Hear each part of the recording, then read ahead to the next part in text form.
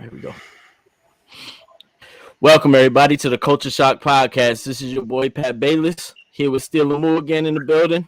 Yes, sir. And today we got a special guest, the man Isaiah Lewis himself. He's had a lot of things to say on social media. He wants to get a lot off his chest, so we're happy to have him here. There's a big untold story and a lot of stuff to get into. Zay, what's up, man? How you doing? What's going on, man? I appreciate y'all for having me, man, for sure. Appreciate you. Yes, sir. So, thanks for joining. So before we really get started, what's been stuff that has been like on the chest? You feel like this is the first time you speaking out on things? Is that what it is? Yeah, for sure. Like I think that, for me, I got a lot of things that, have happened in my career with basketball. A lot of things have been up in the air about, certain things, and it's the first time I'm speaking on it in January of 2023. So yeah, we gonna get right to it. We're gonna get right to it. Where you originally from? So I'm originally from Coney Island. You know what I mean? I'm from Coney Island, from 2940. The same building as Sebastian Telfair and Stephon Marbury. Straight killers. Yeah, shout out to those guys. Lance Stephenson, Isaiah Whitehead, Chuck Flood, Quincy Doobie, Norm Richardson, Chris Tabb, D Flight. I could keep going. So and shout out to all those guys. Like, they all mentored me. They all showed me the ropes, and now I could show that to the next young boys. So that's what's up. Yeah. Where you play your high school basketball at? I went to Crazy King. And the thing is, right, we're gonna speak on this. So for me, right, it's funny because a lot of people are like, yo, we from Coney Island. Why ain't go to Lincoln? Right. That's what I was about to ask. For me, bro, I never was going to Lincoln. I never was going. So coming up, right, I played with Juice coming up like before middle school. So like fifth, fourth grade, whatever the case is. My five, bro, the five that we played with, I'm about to name the five, right? So I played with Ethan Telford. That was my point guard. Nice as shit. So Bassett, little brother. Yeah. Kelly Davis, shout out to Kelly Davis. He was out too. I played the three. Isaiah Whitehead played the four, and then Chuck Flood played the five. That's five D1 guys right there. And for me, bro, it was like I was always the different in my crew. Like I was always the different kid. Like I always, when everybody went Under Armour, I got a pair of Jordans on. When everybody got Nike on, I got Adidas on. Like and so for me, like I was and nobody noticed the first time I'm saying this. I was originally going to Rice. Like I was originally going to Rice. Like Mo what year is this? This is probably 09. Yeah, because Lance senior year I was in 8th grade, and we're gonna get into that a little bit as to why I just said that, because Lance was my childhood idol. Yeah, and bro, Mo Hicks came to Coney Island, came to check me, chopped it up with my pops and all that, and the agreement was I was gonna play varsity as a freshman. You know what I mean? Momo, I think it was the year Momo was leaving. Durant, I think Durant was there, but he was gonna be a senior. I'm not sure how that went, but yeah, I was originally going to Rice, bro. And then it was like one of them situations where with Juice All Stars, we played in that Christ the King tournament. It was like 3 games, but we played like the Panthers, Metro Hawks, and somebody else. We smacked all 3. Wow. And I killed, right? I had like 30 in the championship game against Panthers, and the MVP was Christ the King year. Fast forward to Joe Arbitello, it was his first year. Yeah, it was his first year as the head coach, the year that I was going in high school. So Artie Cox at the time, a legend, shout out Artie, he had got my information. He was just like, yo, where you going to high school? I'm like, yo, I don't really know yet, because that was like I wanted to go to Rice, but then Rice, it was teetering that it might shut down, stuff like that. So I didn't know. I'm like, tough. And so Artie was just like right on me. Yo, like, can we get you in for a visit? This and that and the third. And all was just like, yo, listen, here's the plan for you. We're gonna make you one of the best players in the country. You just come. Don't worry about scholarships, don't worry about none of that. And I looked at my mom, she looked at me, and at the time I went with so I played with 2 AAU teams essentially. Yeah, I was good. Okay. Yeah, I played with Juice and New Heights, but I went with my New Heights AAU coach. Shout out to Rel. His name was Rel. He played at Seton Hall. You know what I mean? Shout out to him. And so we all went, and I was like this. I told Albs, I said, yo, I ain't coming unless my AAU coach come with me. Word. Like I'm like, yo, like I'm one of them dudes. Like if I'm comfortable with you, I gotta put you on. I was just like, yo, he could come coach on the varsity. I'm like, shit, it's a no-brainer. Let's get it done. Right. That's what's You up. know what I'm saying? So that's how that went. How was your high school experience as far as playing, learning, and most importantly, the competition that you play on that circuit? 9 times out of 10, maybe the lowest level of a competitor might be like D3, but you're gonna play a lot of pros overseas, NBA, and you're gonna play high level kids that's gonna go to Kansas, Kentucky's, and go straight to the G League. So talk about that experience, bro. That shit was crazy. I mean, for me, bro, like, I mean, even as a freshman, so I played freshman, and I'm gonna just get into the city real quick. Like, I'm just getting to my freshman year. Like, bro, I'm talking about one night I might have St. Ray's. St. Ray's had like Shane Rector and all of them. Another night I might have like Malloy. Malloy had some good freshmen. Like, so even in a freshman joint, it was popping like every night, and we were undefeated. We went like 32-0. Me, John Severe, Jordan Fuchs, shout out to them boys. But like we were undefeated, like, and it was like, yo, like this, like I'm about to have to play against these guys for the next 2 years because they was all gonna play varsity too. And I'm like, damn, like, this shit crazy. Like, you know what I'm saying? So that right there kind of prepared me competitive wise. Cause I didn't have I played for Greg Limco. And if you know who Limco is, he hard nosed. You gotta practice hard every day. It don't matter about you being talented. He don't give a fuck about none of that. That's my type of coach. I like that. Yeah. Shout out to Greg Limco. So like he was on us, and then we go 32-0, and then now we write it like now I'm right into it, varsity. And it's like, it's shit just crazy because now I go from like, playing freshman and stuff to that national schedule, everybody watching, you know what I'm saying? Like now national rankings is up. I could get offers legit now. Shit crazy. So for me, it was like a whirlwind, bro, because so what happened like my sophomore year, I get thrown in the fire quick. Right, I go from I'm a sophomore. Obviously, I'm a play, but I'm a play spot minutes because I was playing behind it. Corey Edwards, shout out to Corey Edwards. He played at George Mason, had a good career. Okay, but he was a senior. Right. So I kid you not, bro. Probably like 4 games into the season, he gets in trouble. He do something in school, get in trouble. We about to leave for City of Palms. Arbitello comes get me out of class. Isaiah, come here. I'm like, oh shit, what I do? I'm thinking I got in trouble. He like, listen, I'm gonna just tell you, and I wanted to bring you in so we could speak one-on-one because we about to practice, and I want you to have your shit right. Corey ain't coming to the trip. He about to be out for a month. You about to be our starting point guard. I looked at nigga. He looked at me, and it was just like, fuck it, let's hoop. Let's hoop. Like I'm from Brooklyn. Like let's hoop. Like that's what I wanted anyway. Yeah. And it just, bro. Honestly, my life changed from it. Basketball-wise, my whole my name, my reputation.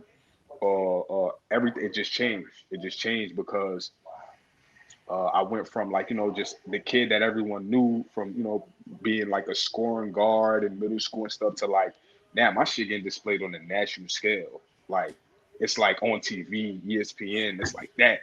Right. And it just everything just went up for me. After that, like it was just crazy, bro. Like playing against like guys like Archie Goodwin. Mark the Plumlees, we played against them. Gonzaga, Gonzaga had like Nate Britt and what's the kid that hit that hit the shot for Villanova? Chubby kid, Chris Jenkins. Chris Jenkins. We played against them. We played against South Atlanta. They had like I forgot the kid name. He went to Alabama. Tony Parker, he was a McDonald American. He played at Miller Grove. We played them out in Missouri, bro. I played against so many pros and all American. Like it was just crazy. No, that's dope. What was it like the first game that you start? Take me through your emotions of the tip off, like, or even pregame. What was you feeling? Was you nervous, excited, all the above? And who was it against? Your first game that you had to start against? So it was against Thomas Jefferson. It was in New York City. It was on MSG varsity. It was against Thomas Jefferson, and I had like 18. And bro, I wasn't even nervous though, bro. I went into it like big crowd. You know what I mean? I got the fresh kicks on my feet. I just probably was bumping some Meek Mill or something. My pops there, my hood there, my mom, my hood Coney Island came out. And I'm like, man, I've been here before, like, which I haven't been there before, but I've been here before. What year is this? This is my sophomore year, so this is 2010. Are you bumping Meek? So you bumping like old Meek when he was on 100 Entertainment. Yeah, like facts. That's old Meek. Yeah, is that even famous? I don't even think so. I think it's before that. Before. Yeah. That's like when Meek and Wale was going back and forth on tracks and shit. Dirty Meek. Like I'm on some like, yo, I'm about to kill what? Jefferson. You know, and at the time they had Devontae Grace. He was a killer at Centerville. They had Tyquan Goodlett. They had some killers, like especially in New York City. And I'm just a young boy. They probably know me just from, you know, whatever. And I'm like, nah, y'all niggas gonna know me after this. Right. And I ended with 18 and 6. I got the interview after. Mike Quick interviewed me after. And he called me the best sophomore in the city right after the game. It was over after that. Bullseye on my back. Who's this? This and that. Especially when they say something like that, they just adding fuel to that fire. But if you can handle it mentally, that's really the biggest test of everything, you know. Easily, bro. Yeah, like, and I wanted that though, bro, because I felt like for me, I deserved it. Like I had chose a different path. I didn't go to Lincoln. Right. I got to make a name for my I got to make this shit work. You know what I'm saying? Like I'm at Christ the King as a Coney Island kid. Like I got to make this shit work. I got to turn it up a notch. Right. And shit, I just turned it up. You know what I mean? I just turned it up and I didn't look back. Give me a guard that you played high school level that was the toughest one to guard. You had to guard him. He gave you fits. In the city or just overall? Overall. Damn. I'm gonna be honest. So it's two. One of them is out of New York. Shane Rector, he went to St. Ray's. We always went at it. Shout out to Shane. We always went at it on some hoop shit. We always like he'd get 30, I get 32. I get 28, he get 30. And then on a national scale, that motherfucker LJ Rose. I had to go LJ Rose. And he was just tough because he was one of them dudes, like he probably my size, he probably 6'3", 6'4". But he like play at his own pace. So he not like one of them dudes that's super quick. He not. Those are the best guards. Those are the best guards. Like, and I'm like, yo, like shout out to LJ. Like that's my guy even to this day. Like I mean, we chop it up on the gram sometime or whatever. But yo, it was like, yo, I'm guarding him or whatever. It's like, yo, I can't speed him up. I'm trying to get into his skin, foul him. Right. He just put me on his hip. Like, nah, you going where I want you to go. I'm like, yo, that's some veteran shit. That's like, a smart guard. Yeah. So, yeah, shout out to LJ Rose. But I played against them all, bro. The Harrison twins, Zach Levine, Wiggins. Bro, I played against them all though. While you were in New York, did you play anybody on Long Island? Like any notable names that you remember? Because during that time, I would say maybe Tobias. Yeah. Around your age, but I don't remember what AAU team he played for. Nah, so Tobias played for the City Rocks. I played for the City Rocks, but he was a little older than me. But the only player that I played from Long Island or whatever, I played against him. He was older than me though, but he was tough. I played against him. I think it might have been ISA. I don't know if y'all gonna remember this name, Tavon Sledge. Yeah, I know Sledge. He was the guard on. That's Tobias's guard. On Tobias's team. Yeah, he went to Iowa. Different, because he was like quick, had bounce. Yep. Yeah, man. Yeah, I wonder whatever happened to him, man. I know he went to Iowa, but I haven't heard after that. Yeah, hope he, you know what I mean? Hope he doing well and stuff. But he was different, especially high school. His first step, he couldn't really Tobias was tough. Yeah, different. Yeah, he couldn't really stag you with like the jumper, but he was so quick on the bounce. Too fast. Yeah. He could dunk all everything. Yeah. I played again. I was a young boy, but yeah, he was different. How tall was he? Maybe like 5'8". Yeah, like disgusting, son. Like different. Like he was different. Like different. Like I'm like, yo, damn. You know what I'm saying? And for me, it was one of them, like I'm a sponge too. So I would watch dudes. Like I remember shout out to Shandy McNeil. So he was one of the first guys that I played AAU with too, for the Lightning and stuff. And he took me to see Johnny Flynn. Oh, I used to love Johnny Flynn. He took me to see John, bro. And I tell you, Johnny, and you know what's funny about Johnny Flynn? He wanted to be, you know who his idol was? Sebastian Telfair. Word. Yeah. That's a fact. His idol was Bassie, and like his mannerisms, it was crazy. Yeah, how do you not go to Lincoln? You name all of these guys. More than half of them went to Lincoln. They got that Coney Island. Not only, and back then they even had like Jay-Z supporting them. It was different. So everybody was a part of Rockefeller, had rock chains. Like, how is that something that you kind of want to stray away from? You know what's funny, bro? I'm gonna be honest. I wanted that for my own wave. Okay. I just wanted it to be like respect that. I want Jay to come to Christ the King. Yeah, right. I know I'm not in Coney Island with it, but come over here to Queens. Right. I just wanted my own wave, like, cause I just felt like if I do it here as a Coney Island kid, bro, ain't nobody can say shit to me. Like, yo, you did that over there. That's fine. Right. You know what I'm saying? And that was just kind of how I went about it. Like, I think that's the greatest part to me, just being around basketball about New York guards, especially Brooklyn, the way that y'all had that pride and ego to represent, but the competitive nature. Just playing outside every day, having accessibility to play against grown men, the OGs that been killing in the park forever, but they ain't never went to school. You know, all that experience. And then you got people that once they see you good, they protect you. So they don't allow you to sell those drugs and hold those guns. And so it's beautiful, man, just learning from just even being on that circuit, EYBL, and you in the city, and you watching, and you over here at the Rose Classic, you like, dang, like, it's crazy how many kids is in and out of these gyms in the city all day. And then right outside the gym is a park. Right across the street from that park's another park. And everything is full. So that's wonderful, man. I know your basketball experience, knowledge, and wisdom has to be crazy just growing up in the city and having that accessibility. Bro, I got so many stories, bro. Like I'm talking about so many, bro. Like I could and the thing is with me, we can even branch out a little bit. Like NBA got like James Harden. I remember me and James Harden. I was 15 in Louisiana. My uncle, shout out, my uncle, he played at McNeese State in Louisiana, and I was just down there to just chill with him for a week. And they playing at a pro-am, and James Harden playing with like Thaddeus Young, Kyle Lowry. This at the time, Lowry was on the Rockets though, and or whatever. They bumping, and me and James having a full out conversation. He like, yo, who you or whatever. I'm like, nah, I'm Isaiah Lewis. He like, hold on, wait, say your name again. Yo, I think Herb Sendek was telling me about you. I'm like, no way.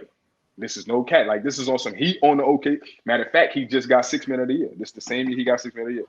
I'm like, Herb, because Arizona State, Herb Sendek was the head coach at Arizona State at the time. Okay. I'm like, Herb Sendek, with you, no bullshit. He got my information. To this day, we still got each other on Twitter, follow each other, all that. So it's same thing with John Wall. I went to John Wall camp. I was the highest ranked player at his camp his first year he did it when he was a Reebok. And me and John Wall got a real tight relationship. I'm talking about like got his number, all that. And bro, it's just like, you know what I mean? Like it's one of them situations. I got those relationships because of basketball. Yeah, right. I think that's amazing to be around people like Moo was saying, to be around people that are so knowledgeable. You then a sponge, so you're now eating that information. You know what I'm saying? Being around Lance growing up, and now you around James Harden, and he's just coming into his own as a 6 man, and then see what he turns out to be. And then John Wall, you know what I'm saying? John Wall, who's and from high school to college to the NBA has been successful. So that is amazing.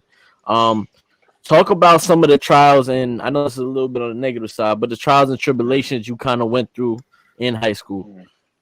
Bro, that's a great question. I think I'm, it's a 2-part answer to that, right? I think the first thing for me is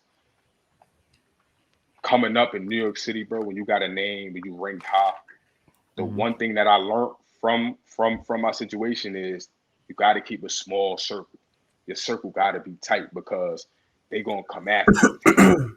Like if your circle not tight, the vouchers, they gonna come after you. You know what I mean? The vultures. Right. And for me, that was my mistake. So, you know what I mean? Coming up, I was connected to all different agents. I had people that was, trying to lure me out of Christ the King early. I had people telling me like, yo, like I could do this for you if you do this. And for me, bro, I'm gonna be honest with you. I kind of was one of them kids that a lot was coming at me so young. Like, bro, I was in Slam magazine at 16. Like, that's fine. Who was on the cover of that issue? John Wall.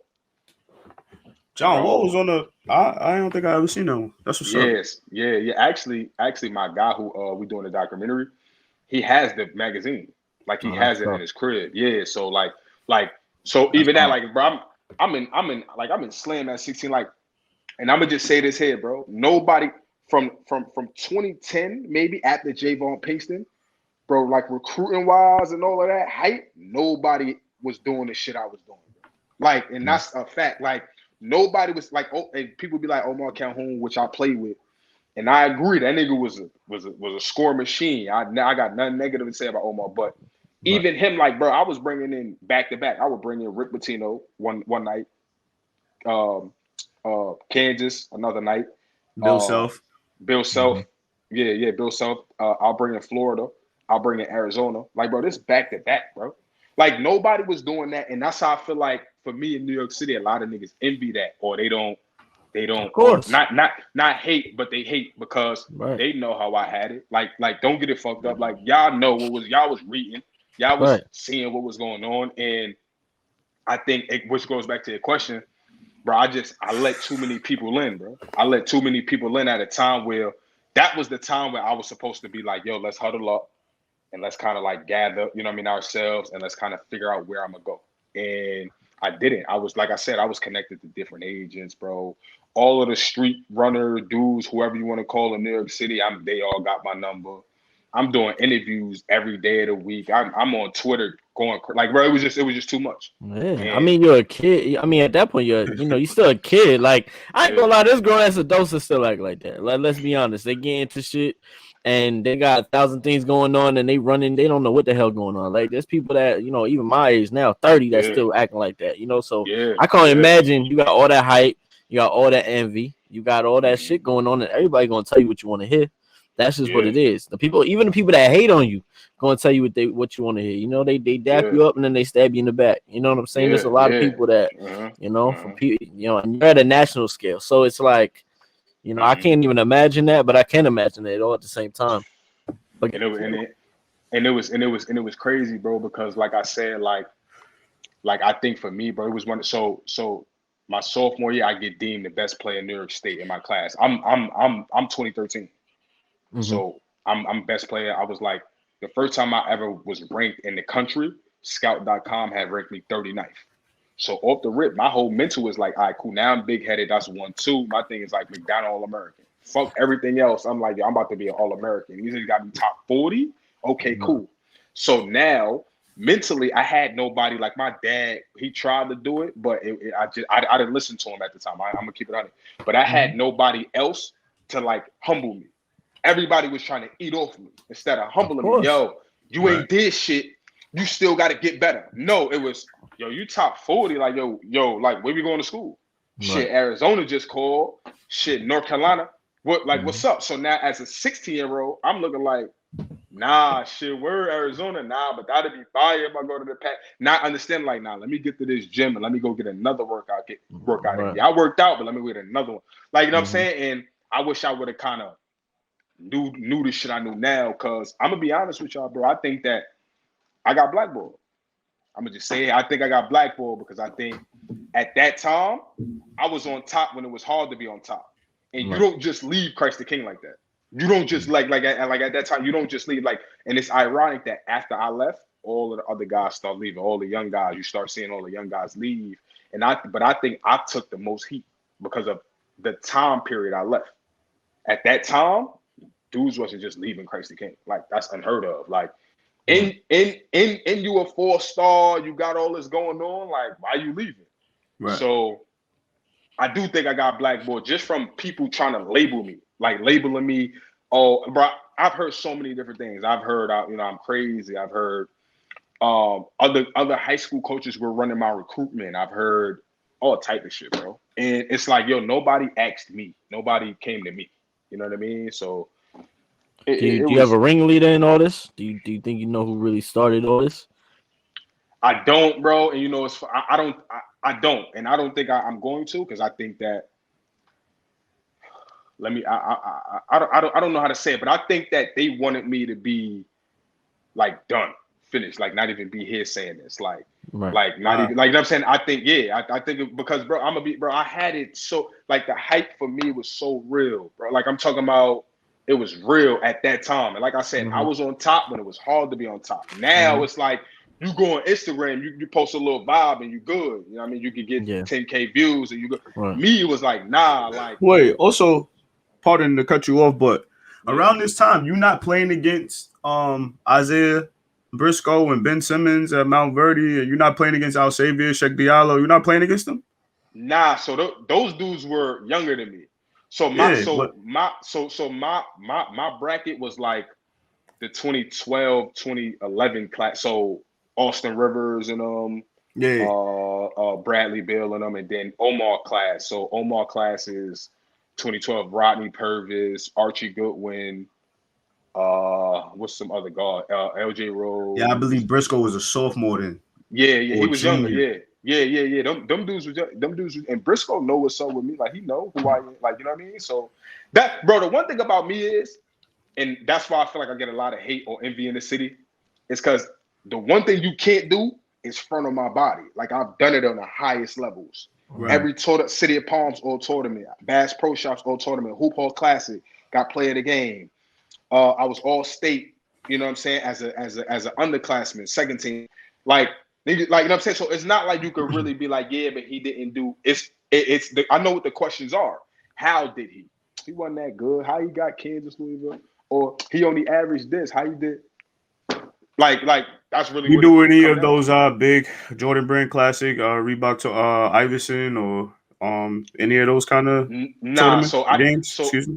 So I didn't. So my after my junior year, once I left Christ the King, shit went so haywire for me. I went to 2 schools within 6 months.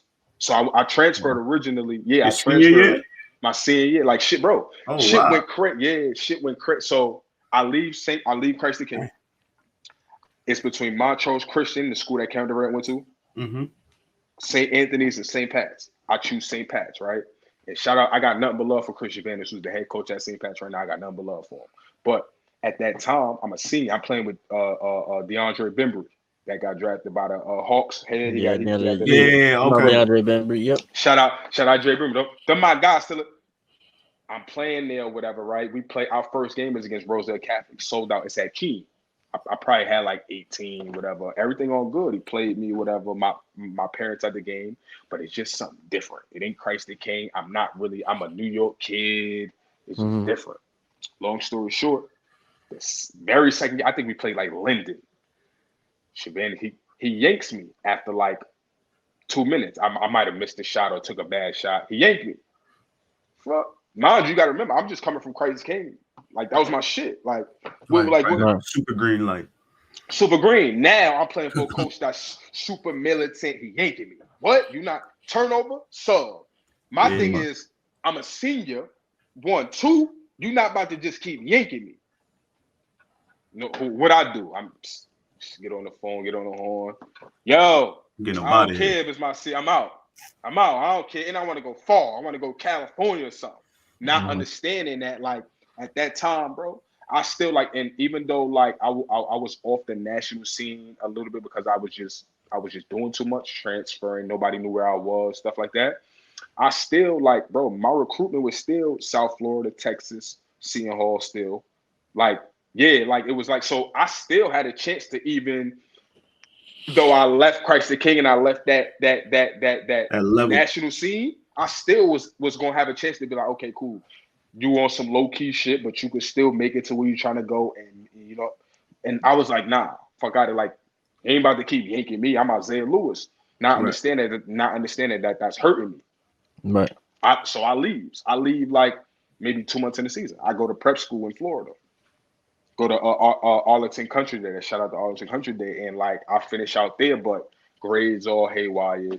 I don't know what I need. I ain't take no SATs. It's all crazy. Yeah, it's all crazy. So I come back. So I go home. They, you know, like in prep school, you get like once, like maybe 2 times to go home. They'll buy you your flight, whatever, depending on prep school. Right. And you can go home. So I go home for like 3 days or whatever, 4 days. And Rex Morgan, shout out to Rex Morgan. That was my head coach at the time at Arlington Country Day. he hits me. He calls me while I'm home. He's like, yo, Missouri called for you, but we don't think you're going to make it. So you might have to go to junior college. Now, mind you, remember, I'm still Isaiah Lewis. I still got the head. I'm just not ranked or nothing no more, whatever. They feel like I fell off. But I'm like, what? Wait, junior college? Sent back. I'm like, hold up, coach. Like, we talking about, like, my grade's good. Like, I'm panicking. Right. Isaiah, I've been doing this 30 years. He started getting into that coaching vibe. I've been doing it. You got to go to junior college. I'm like, what do you mean? I get back. He's like, yo, your grades, all this, that. I play half the year like with that in my mind. So now I'm not really cooking like that. Whatever. It's like whatever. You know what I mean? And then I end up having to go to junior college. So it went from Kansas, Louisville, Arizona, Kentucky to junior college. So let's stay there for a little bit. Talk about the transitional period to where now you have to not only be humble internally, but all the people that was around you because of your success or the future or the potential, whatever their thought process is. But talk about now kind of being just being humble and understanding that your destination to a place that you may be now may not be as easy as all the players that were on your team. Bro, I'm gonna be honest with you. I lost everybody, bro. The people that was texting me about this and that. Nah, the girls that was like, yo, he going to the league. Nah, right. The people that I thought believed in me was like, he got work to do. The coaches that I thought was rotten for me, and you coaches, it was like, yeah, but I don't know. I lost it all, bro. And it was like, damn. So I kind of was at the stage where I'm like, now this is a new experience because I was just uphill. Now I'm seeing everybody like kind of just go another way.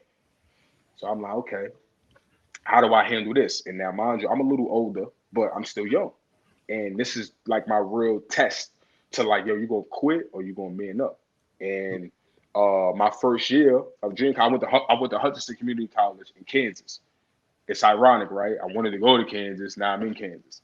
And I'm playing, bro, at a junior college with the junior college player of the year, Kadeem Allen. He got drafted by the Boston Celtics. He went to Arizona. Shout out to Dean Allen. And I'm watching this thing like now these are grown men. These niggas got kids. It's for real. Like ain't nobody about to play with me because I was who I was. They don't care. Right. And so now my whole mind got to switch. Damn. Practices really mean something. The games really mean something. When the coaches is here, they try to take your head off. Now it's like, yo, this shit's crazy. So I redshirt my first year. I'm not ready. I'm not ready. I'm a skinny kid. I'm thinking I could just get off. I'm not ready. I redshirt my first year. And it was just a wake-up call, bro. It was a wake-up call for everything. Like watching people leave me or transition from being my guy to like, that shit was hurtful. Like it was hurtful. And I went through a lot of demons because I was alive to see that. Damn, you just was, yo, this and that. Yo, let me get some kicks to. Now nigga won't even pick the phone up. Now I gotta text you 4 or 5 times to see. It was like, damn, nobody believed in me, and that's what I went through. Yeah, that's what I went through. Do you think you battled depression at that point? Hell yeah, bro. It was, bro. When I was in junior college, I didn't come outside in New York City. I didn't want nobody to see me. I didn't come outside. Like basketball tournaments, everything. Like, bro, my brother, who's a senior, who's a senior right now in college. Shout out to Jay Lou. He played everywhere. They would always, he'd be like, yo, I was just over there. I was just uptown. I was just in Brooklyn. They was like, yo, where your brother? I'm just at the crib. I'm nowhere like that. And I'm just like hiding out. Yeah, bro. And I'm hiding out because it's like, man, I'm embarrassed. I was just the number 40 ranked player, or I was just the best. And now you telling me junior college? You know what I'm saying? Like the New York Post, everybody saying negative shit about me. You go look my name up, it's negative. It's not positive. I'm like, dang. Like, she was hurting. Right. So, hell yeah, I'm out of depression. Hell yeah. How was that experience, your junior college experience, the totality of it? It was up and down. After my first year, me settling in, and it's crazy because, bro, I went to 4 different junior colleges. Like, so I didn't even stay put. I went to 4 different junior colleges, bro. And it's like, my story right now, bro, when you think about it in totality, I still ended up playing at Division I level, making it there. I still ended up playing professional.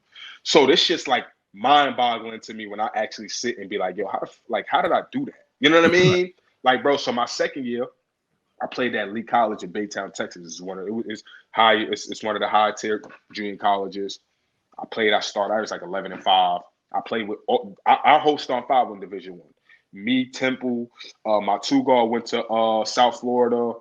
Ty Outlaw went to Virginia Tech. And our 2 bigs went to like TCU and Jacksonville State, some crazy like that. Okay. And so I was like, okay, I'm starting to see light at the end of the time to get my confidence back. People starting to come in the gym and be like, yo, I remember him. Stuff like that. Okay, cool. Like niggas starting to believe in me again. Right. And I get into it with the coach because what happened was I'm trying to leave after my second year of junior college to go Division I so I could have 3 years eligibility. Since you redshirted, right? Since I redshirted. He like, nah, you playing what? You here for 2. My thinking is, yo, it makes me more attractive if I got 3 years. Because now I'm basically coming in, you know, I'm a sophomore, whatever. So I'm like, nah, what? Like, so we get into it. He tells me, because I'm texting at the time, one of my AU coaches, he was helping me through the process. I'm texting him like, yo, these niggas trying, you know what I mean? Boo, boo, boo. He finds out. He brings me in the office. I said, all right, cool. So listen, at the end of the day, right, I'm hearing what you're trying to do. Let me know what you want to do right now. I get to getting like, I don't know. Okay, cool. So I'll inform you that what are you talking about? Like, we're like, what? I'm here. Like, I ain't even give you an answer. Right. I'm informing you that I feel like you should try to go somewhere. I just averaged 11-5 for you. Like, what are you talking about? So that was just how I started every game. I think I was all second team, all region or something like that. But they was not budging for that whole me going out of 3 for 3. And I'm over here trying to be my own agent and stuff and politic on my own. They get to finding out and they don't rock with that. Right. And so my last year junior college, I ended up in Wyoming. I go to Casper College in Wyoming, and it was up and down, bro. Like the year, like me, you know, and I rock with the head coach to this day, but me and him, we just ain't see eye to eye. Like he wanted one thing from me, I wanted to do another. I'm feeling like, yo, I'm trying to get Division I. You out here playing, and you know, it was just one of them situations. I ended up still making it to the Division I level. As crazy as that may sound. And how did you get that look from Temple? So what happened was, a lot of people don't know this. So I was down at 4 schools. I was down in Louisiana Tech, Temple, Rutgers, and Iona. I was going to Rutgers. At the time, Steve Pike, who just took the job, they was hollering at my junior college coach and stuff like that. I think they was terrible. Corey Sanders was there, I think, but that was the only guy like that was even relevant at that time, if I'm not mistaken. And they telling my JUCO coach, like, look, he a combo guard. We already know who he is, whatever. You know what I mean? He going to come in, play ball. And I'm like, yo, what jersey right here? Moms can come to the game, this and that and the third. Right. Shut all that down. Temple called. They like, listen. And at the time, they had just made the tournament, but Josh Brown and starting point guard tore his Achilles. Oh, I remember that. Yeah, he tore his Achilles. And shout out to JB, that's my guy. Dang. Tore his Achilles. Yeah, so they played against Iowa in Brooklyn in the tournament. Lost to Iowa. Josh Brown tears Achilles. Damn. So now Fran Dunphy, they making calls. They like, yo, we need a guard, this and that and the third. Now my thinking is this. Now, I'm gonna be honest with y'all. My thinking is this. Okay, Temple Rutgers. Listen, if I go to Temple, I get 10-5. I'm close. All I need is 10-5. We gonna win. We gonna play on TV. I'm good. Rutgers, I'm gonna go average 18, 16, whatever. But we gonna get blasted by 50 every game. That's different. So that's my thinking. We went on a visit. Know what I mean? Head coach, they're like, listen, we got guaranteed playing time or whatever. You just got to come earn it.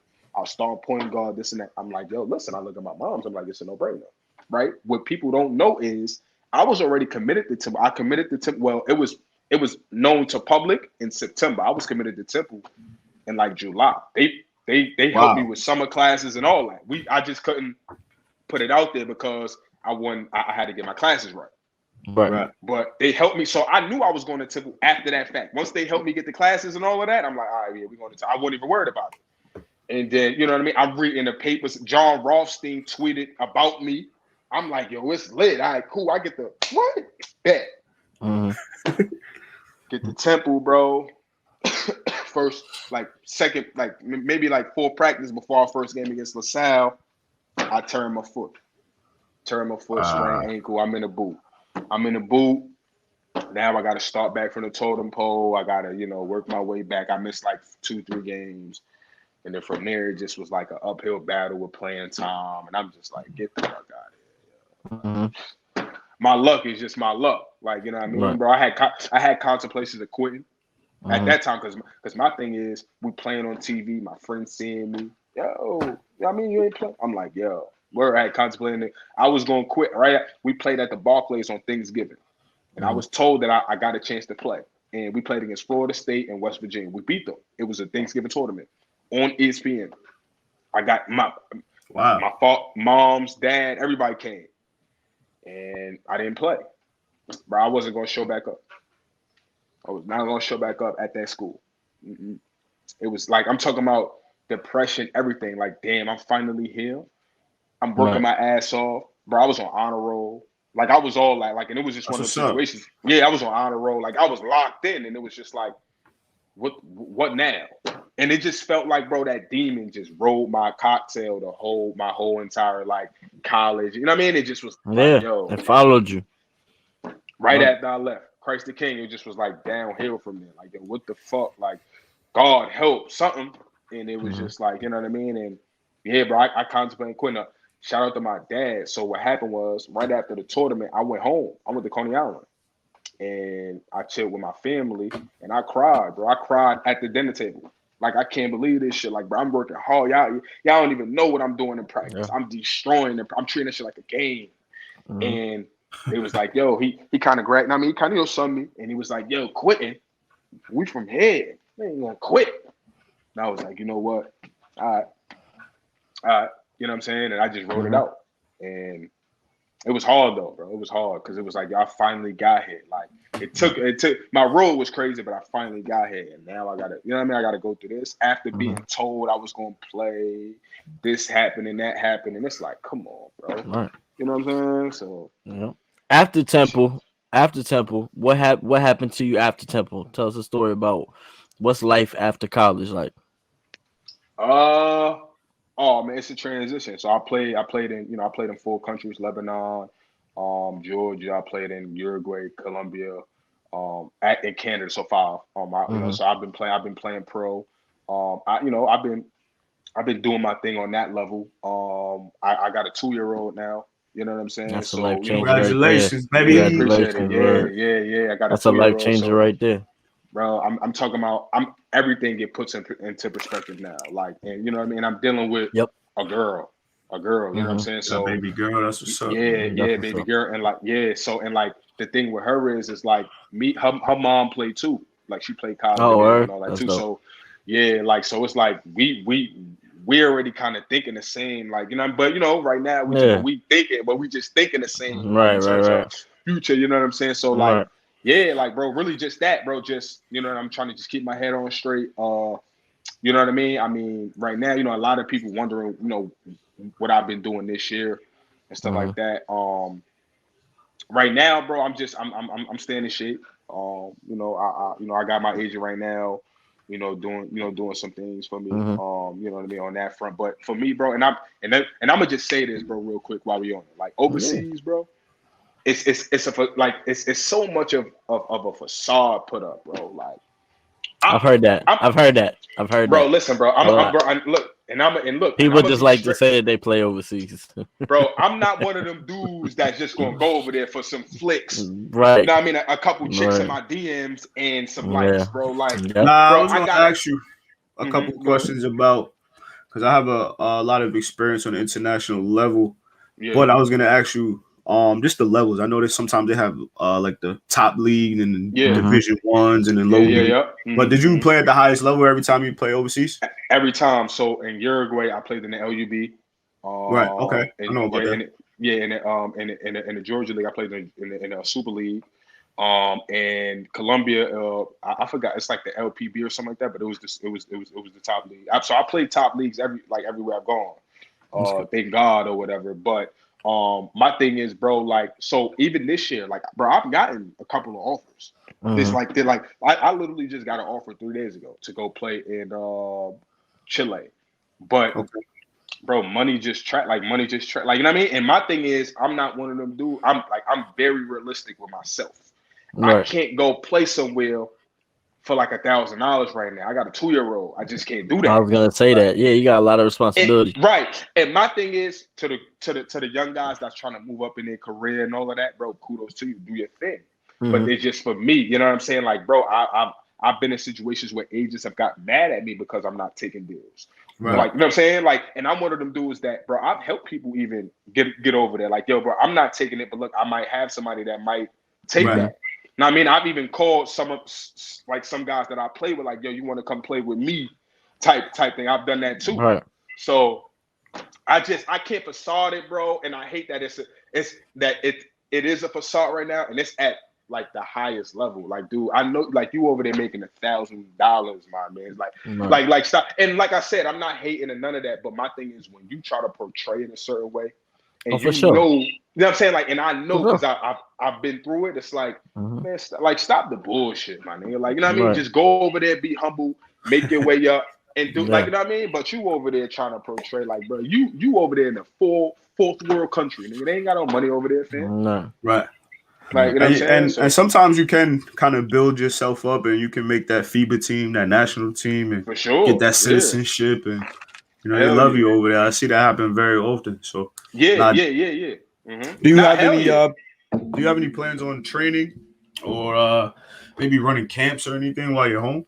Yeah. So right now, I'm actually working with my guy, my big homie from Coney Island, Jamel Thomas, called him 530. You know, played in the NBA, played at Providence College.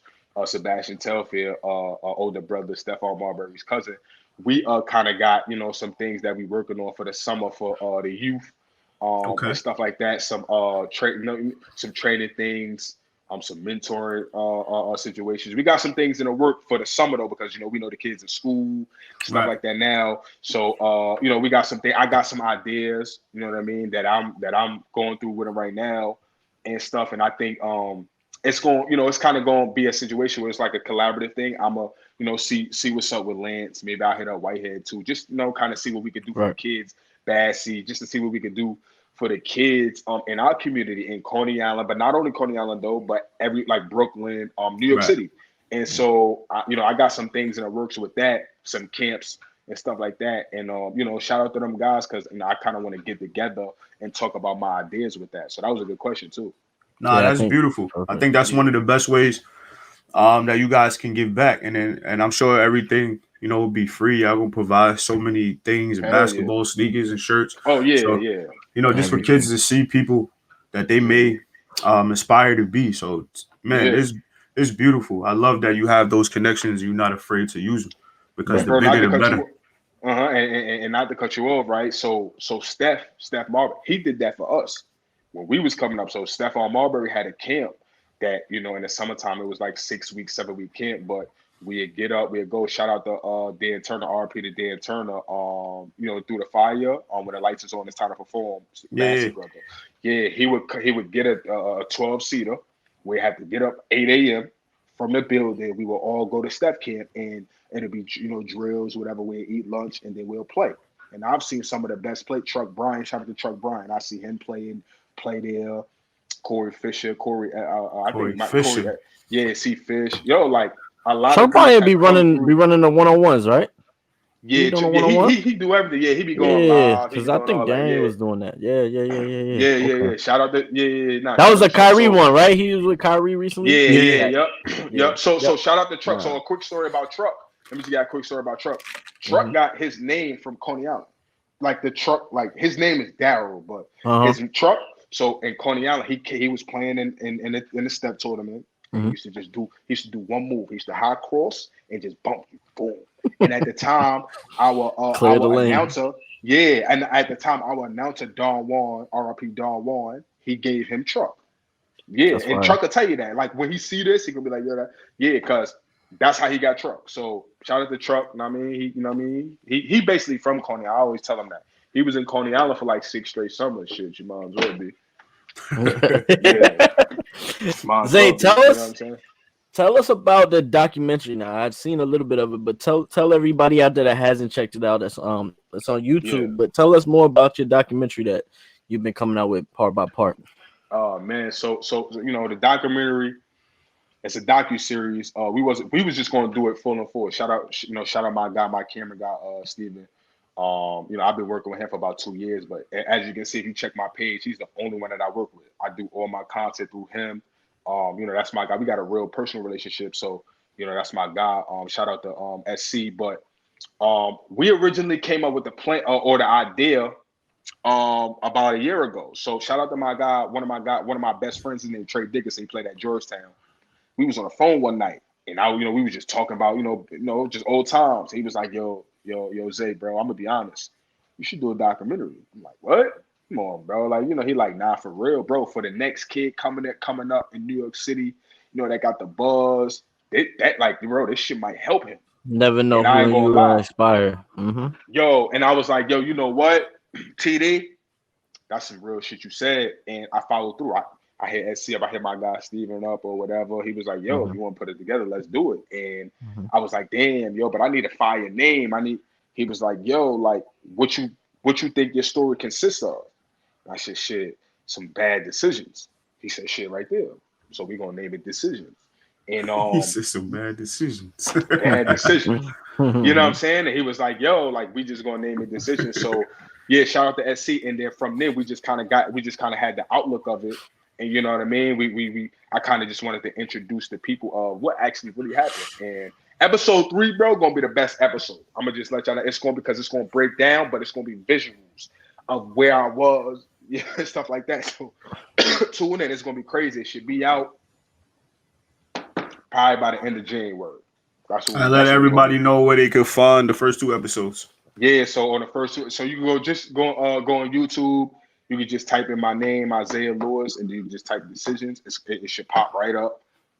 Episode 1 and 2 is already up. Like I said, episode 3 is going to be up by the end of January. It's going to be fire. And tune in. It's going to be crazy. You know what I mean? It's like I said, episode 1, I got like Lance already in there, 530 in there. I got some other special guests coming in episode 3. It's going to be crazy. You know what I'm saying? It's going to be crazy. So, shout out to everybody, that kind of was amping me to do it, because I was like, nah, I don't really want to be telling on myself like that. Like, y'all tripping. And it was like, nah, fuck that. We talking about the youth. Yeah, I was like, yo, I don't want to be telling on myself. Like, yeah, I was this dude and then did that and then damn. They like, yo, that next young boy that's from Brooklyn, that's about to be on that same path. He gonna watch that shit. So I was like, yo, you know what? That's the best thing y'all told me. So yeah, shout out to them. And I think for the fact that not only that you tell your story, right, you had these decisions that you kind of, I wouldn't even know if you say regret, but just decisions that you made that changed the storyline of your life. Honestly, for the better, because where you at now, I'm sure you wouldn't regret anything. You know what I'm saying? So, but on top of that, you're able to accept it and talk about it. A lot of people have failures and they're not so comfortable to talk about them, or they shy away from it. The fact that you sit here, you talk about it, you could talk about it with a smile on your face, you could laugh about it. That just shows the growth and the step that you took from when you were younger, saying, I don't even want to come outside. I'm on ESPN, and you know what I'm saying? Like, that just shows the growth as a man of who you are. And I think kids could see that, or even young adults can see that and be like, all right, I don't got to be ashamed if I ain't putting up what I need to, but I should work harder. You know what I'm saying? Or I should make sure that I go through everything before I make that decision, that quick decision. You know what I'm saying? So even with mistakes that me or Moo or you make, like, there's a lot of things that we could teach people just by the mistakes. You know what I'm saying? The positives could come out of the negatives, so I think that's a salute to you. Always remember that, bro. Like, appreciate that's a salute to you for sure. Yeah, it wasn't easy. Yeah, and it wasn't easy, bro. It was a lot of crying nights, a lot of down nights, a lot of questioning myself. And I just, like I said, bro, just over the years, I just, like we was talking about earlier, being able to still make it this far, play overseas, see that aspect of it, have a kid, you know what I mean, still be respected by my peers. Like, bro, me and Lance Stephenson, like this, you know what I mean? Like, it's just like, yo, like, nah, man, like, you still achieved, bro. Like, you were supposed to be drowning in the water somewhere. Right. You know what I'm saying? So yeah, that mean a lot, man. Yeah, that mean a lot. Yeah, when I think about just talking to you for the last hour, the word that comes to my mind is just perseverance. Yeah. Just being able to persevere through different situations, your emotions, not letting your environment get the best of you, not letting your situation get the best of you, and just believing in yourself. Even when times when you didn't, you had people to believe in you. So that's definitely key. But that word perseverance comes to mind for sure.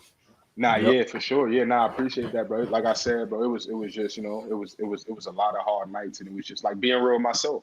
Like, yo, Zay, like, man, you know what I mean? Like the decisions you made and shit like that, man, you caused this. So now what you gonna do? And it was just like, yo, I gotta man up. And then I got little brothers, you know what I mean? I got a little brother right now playing at Christ the King. He played basketball and football. He probably gonna go high Division I for football. But I got him watching over me. I got another little brother that's a senior in college right now. He doing this thing. He got hurt. So he redshirted because he got hurt. But he was, last season he was all conference and all of that. These got like they looking up to me. You know what I'm saying? Right. So I got to kind of like, I had to kind of man up. Literally, that's all it was, just manning up. So, yeah, that was it, man. And sometimes when you in a family like that, you don't necessarily get blessed to have all, you don't get the John Jones family where everybody's in the NFL and over here. You don't get the Watt, bro. So sometimes you are the blueprint, but you take the fall. So, and it might not be the like fall from grace that really means anything because your family might be professionals here and there, but you were still able to reach the highest level that you could reach. Right. Just going through the things that you went through. So it's still a beautiful thing. So you probably showed them a lot more of what not to do as well. So it's good. That might be able to help their path for sure. Facts. Yeah, bro. And for me, it's like, and I'm gonna be honest, bro. I'm gonna just say this real quick. Like, I always thought about it like I was a failure because I was who I was, and I never got a chance to show that at the NBA. Right. And I'm gonna just give y'all a quick story about this, about my only NBA opportunity. Right. So it was 2 years. It was the COVID year, 3 years ago, whenever that was. My agent at the time, he gets a call. So I had an offer and to play overseas in Germany Pro A, right? So he gets a call at the same time that I got this offer from the Golden State Warriors G League affiliate, right? So he gets a call and you know what I mean? They're like, yo, we like the kid, whatever the case is, can we get him down for a workout or whatever? So, him being an agent, he's trying to, agent himself for me. He's like, yo, all right, what are we working out for? So they're like, yo, listen, right? So they're like, yo, listen. They're like, listen, we got an Exhibit 10 on the table. So an Exhibit 10 is, I basically still have to make the roster, but I'm unofficially on a roster, so to speak. And if I make the roster, it's like something like a guaranteed, I think 50,000 or something like that. But basically, an Exhibit 10 is like, yo, you got to just show your shit and they'll consider you for real. Right. Cool. No, I kid you not, right? So he's like, yo, you want to, you know what I'm saying? Like, what's the situation? What do you want to do? This is my agent. I don't have the same agent, but this is my agent at the time. I'm like, shit. Well, I've been playing overseas for, a bunch of years. I ain't never really get to crack this opportunity. Now, this is for the Warriors. This is the year that Klay Thompson's hurt. They just drafted Poole. So I'm like, yo, it might be right. So I'm like, okay, shit, let's go for it. Now, this is how my luck, it's just crazy because we just talking about it. So he tells the Germany Pro A team, yo, we got an NBA look. He's not going cool. So we get that opportunity, right? A day before, so they're like, yo, listen, can he come down right after Summer League? I think Summer League ended like August, whatever, 17, whatever, right?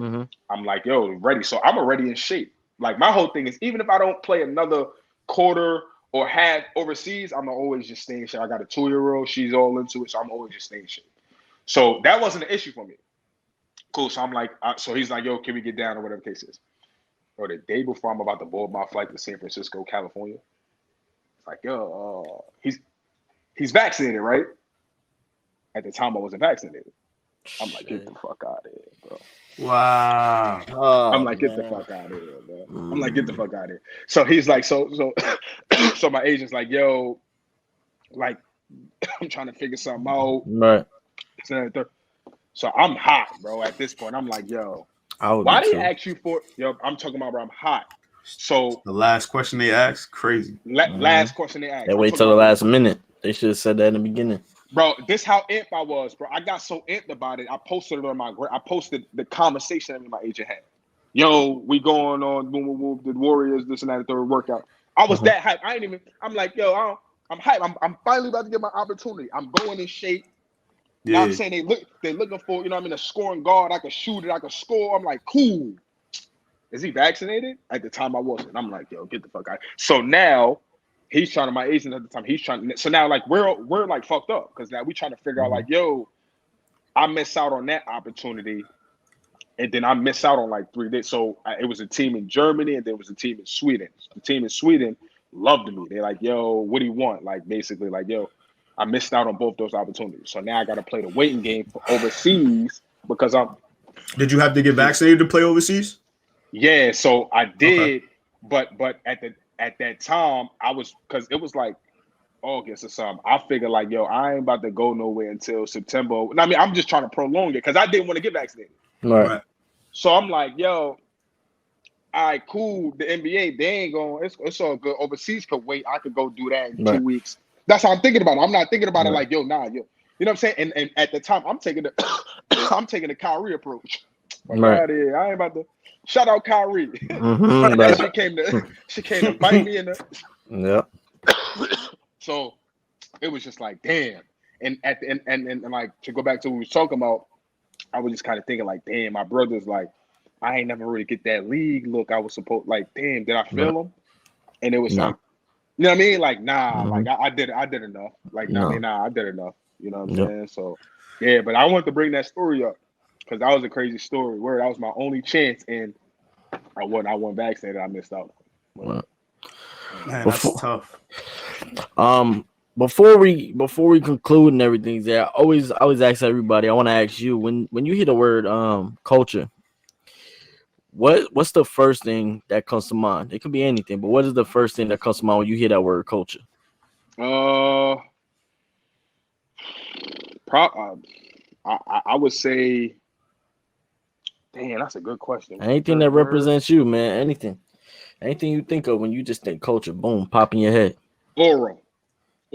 I think because my thing is, I think for me, when I'm driving or when I step out or whatever the case is, I want that restaurant. I want that date I'm on with whoever I want them to feel that. Oh, he smell good. Oh, yo, he sharp. He look clean. Right. I want them to feel that. So I think my aura. I always say this to myself, whether it's a date, whether it's a meeting, whether it's whatever. I always want to be able to make sure that I leave my imprint to where that person never forgets me. Now that don't mean now whether we talk again or not. I always want to make guys. He gave me good conversation. He had good cologne on. He looked sharp. Damn. Right. You know what I'm saying? So I think aura. Yep, for me, aura. Mm-hmm. That's what's up. I got a statement. You just let me know if this statement is outrageous. I believe Sebastian had the greatest hype ever out of Coney Island. Am I wrong? Nah, you're not wrong. So wait, no. Okay, so the answer was you're not wrong. But after you say that, do you mean it to where? No, I mean like when he was in CI, like in high school, like his buzz was crazy. Sports Illustrated, LeBron, Jay-Z, Derek Jeter. It's not even close. It's not. The thing with Bassey is that I tell people like, I was fortunate because his little brother's my best friend. Okay. One of my best friends. I was fortunate to see him elevate. So I was there when he got drafted. Like I wasn't there present, but I was around when he got drafted, being around his brother. I was at the mansions and stuff like that. He did a lot for me personally, took me shopping and stuff like that. He gave me game on how it goes, how to play the game. So him and 530, his older brother, like them two, like mean more to me than, you know what I mean? Because they actually took me in because I was their little brother's best friend. And yeah, Bassey was just his aura was like the smile. He had the charisma. Yeah, he was different. I thought he was definitely about to be that guy for sure. Yeah, I think, I'm gonna be honest with you, like real quick. I know we got a little bit of time left, but I think for him, bro, people don't understand, and I can say this because I really know them, bro. He has so many things that he was doing at once. He had to take care of so many different things, and I ain't even talking about family things, his hood, the NBA, his his personal life, you know what I'm saying? Like, bro, it was so much. And when he got drafted at 18, 19, like, bro, that shit is blasphemy, bro. Like, it's just like nobody knows when you that hyped or when you the things you got to go through, the people hitting your phone up, the money that's getting offered to you. It's like so much, bro. It's just like crazy. For young kids. Did y'all wear Starberries in Coney Island? Hell yeah. We had to wear them in his tournament. Oh, word? Hell yeah. And 1 year, bro. 1 year. Them just got extra padding on for them tournaments. I'm not gonna lie. Stephon Marbury gonna see this. We follow each other. That's my big homie. I don't got no aspersions. Tell his ass to get on here, man. Tell him to get on here. We need to talk about it. Yo, listen, Steph, I hope you come on this joint and explain yourself. But listen, you had to wear the Starberries in his tournament. You wasn't playing unless you won. Nah, I would do the same shit. If I was him, I'd do the same shit. Y'all gotta wear my shit. Yo, all different colorways. And look, the thing is about Steph is real quick. My pops played with him in high school. He told me Steph was a different dude, yo. Like, I'm like, yo, yeah, I know. I could tell. Mm-hmm. I could tell. You know what I'm saying? But in terms of basketball, oh man, Steph should be in the Hall of Fame. Like all of that basketball. I do agree. I think that he should be in the Hall of Fame, especially when you think about just guards. Even the work that he did in China. You see how the Chinese people embrace him? Come on, man. And then to go over there and win a chip, like, bro, Steph. I think he got a statue over there. If I'm not, he got a that's statue. crazy. Yeah, he does. He do got a statue over there. He's God over there. Bro, 20-8 for his career. I mean, 2 All-Star appearances. I agree. We could keep going. It's just like, come on. I mean, and look, and see, I'm a realist. He's probably not getting because of the off-the-court issues after the Knicks or during the Knicks and then after the Knicks. Mm-hmm. Understandable. This is the only thing I don't like about the politics of basketball. Right. Only take away the bad things that you do instead of what you do on the basketball court. Right. That man is 20-8 for his career. He's a Hall of Famer, period. Right. And he played in the era with the best guards ever. He really did. He really did play in the era with the best guards ever. And I'm talking multiple best guards ever. Mm-hmm. Bro, for his career, like, you know what I'm saying? And like, Steph got his ways about him or whatever, but you can't, that's the one you can't take away. Right. I agree. Everybody. Right. So, you know what I'm saying? And that's what, like, I always get the question, like, yo, top 10. Ain't no way Steph is number one. Right. Yeah, that's too easy.